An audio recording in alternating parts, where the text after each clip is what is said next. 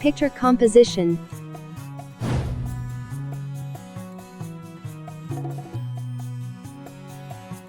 A picture composition involves writing sentences based on a given picture or a set of pictures.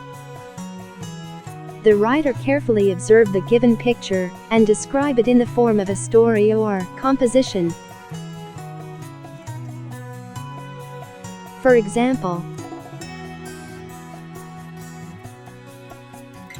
this is a picture of a boy. His name is Sohail Javed. He is sitting on the floor. He is smiling and he is wearing blue shirt. He is 7 years old.